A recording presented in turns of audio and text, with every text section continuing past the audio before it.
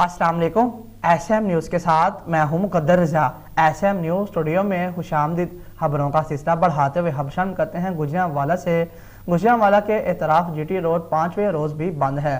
सादुकी के मकाम पर कंटेनर्स मौजूद हैं, जबकि मरीद के में जीटी रोड पर पाकिस्तान तहरीक लब्बैक के मुजाहरे का धरना जारी है। जराये के मुताबिक पाकिस्तान तहरीक लब्बैक की रैली मरीद के में ही मौजूद है। मरीद के से नारोवाल और शेखुपुरा जाने वाली सड़कें फिर से बंद कर दी गई हैं।